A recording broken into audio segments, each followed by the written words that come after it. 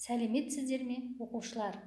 Бүгін біз тарихи шындық пен көркемдік шешім бөлімі бойынша Махамбет Өтемісұлының Махамбеттің Баймағамбет Сұлтанға айтқан тақырыбындағы сабағымызды бастаймыз. Сабақтың мақсаты эпикалық, поэтикалық, драмалық мәтіндердегі композициялық амалдарды талдау. Оқушылар, алдымен суретке назар аударайық. Суреттердің бүгінгі сабаққа қандай байланысы бар?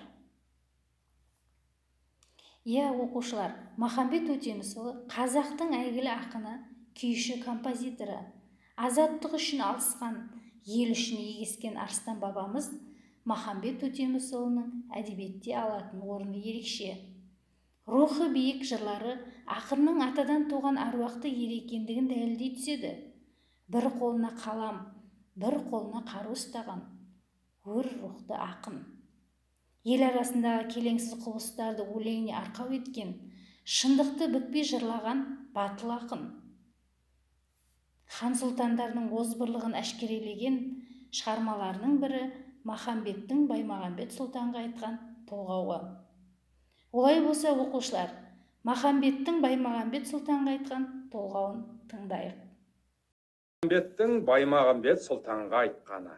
Алайма, сұлтан, алайма, астыма мінген арғымақ, аяңдай түсіп қарайма. Арғымақ дейтін жығылар, найза бойы жар келсе, жабыдайын жалтаңдап түсер жерін қарайма. Арғымақ атқа алтыннан тағақ ақтырса, кілегей қатқан көкше мұз, ол көкше мұздан таяр ма? Атаның ұлы асылға, малыңды бер де басын қос, басыңа тарлық іс түссе, ол ардақтаған әділ жанын аяр ма? Мен бір енеден бір едім, күндердің күні болғанда бір енеден екі едім. Екеуіміз бірге жүргенде уәдеге берік едім. Бір енеден үш едік, үшеуіміз жүргенде толып жатқан күш едік. Бір енеден бес едік, бесеуіміз жүргенде алашқа болма деуші едік. Өтемістен туған он едік, онымыз атқа мінгенде жер қайысқан қол едік. Еділді көріп еңсеген, жайықты көріп жемсеген, таудағы тарлан шұбар біз едік. Исатайдың барында қарағазан сарбала қамышын қылыш сермедік. Шабытымыз келгенде аузы түкті кәуірдің шетінен сүйреп жеп едік. Баста дәурен тұрғанда біздердағы байеке, оза көшіп кең жайлап, еркіннен еркін жатқан ел едік. Еділ үшін егестік, тектер үшін тебістік, жайық үшін жандастық, қиғаш үшін қырылдық. Теңдікті малды бермедік, теңдіксіз малға көнбедік. Со секілді қайратпен ханға шауып барғанда ойлашы қане, не көрдік? Оқушылар, толғауды мұқият тыңдап болсақ, мақсатқа сай тапсырмалар орындайық. Бірінші тапсырма – сәйкестендіру.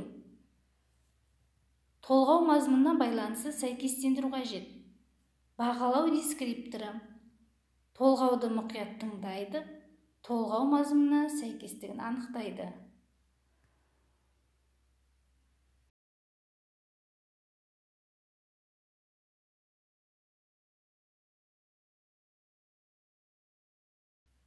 Дұрыс нұсқасымен тексерейік.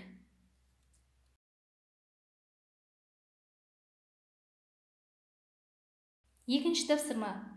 Толғауға композициялық талдау жасаңыз.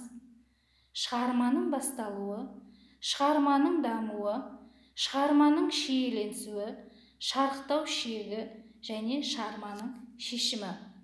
Бағалау дескрипторы. Композициялық құрылысына талдау жасайды, толғаудағы оқиға желісін жазады.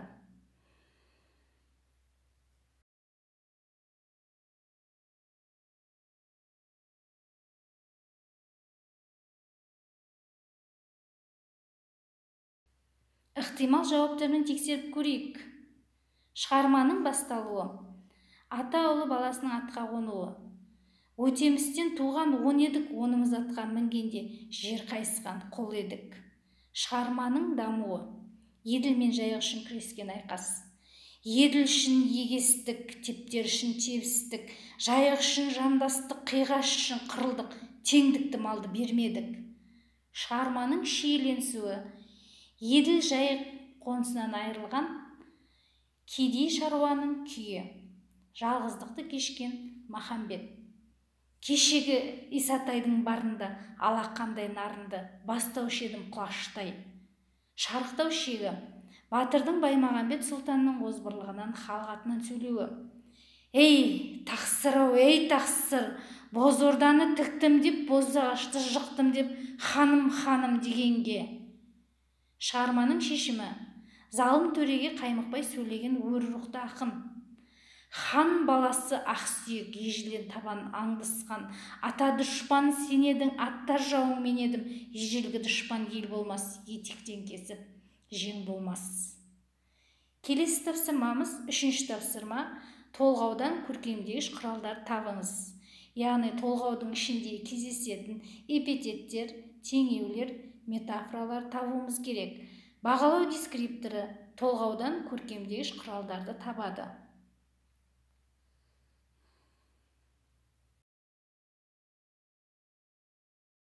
Жауабын тексерейік. Эпитеттер: ақ орда, сары тау. Теңеулер: айдай таға қақтырса, алақандай нарынды, айдаһардай арбадың, қанекедей көріктіңді, бөріккен қойдай қылармын, тінекедей тектіңді, күшіктей даусын қыңсытып, аш күзендей белін бүгілтіп. Метафора: шамдансам жығар асаумын, шамырқансам сынар болатпын, ақ сұңқар құстың сойедім, кесекті ердің сойымын. Келесі тапсырма жазылым тапсырмасы. Толғауда кездесетін кісі аттары мен жер су атауларын теріп жазыңыз. Бағалау дескрипторы толғауда кездесетін кісі аттарын, жер су атауларын теріп жазады.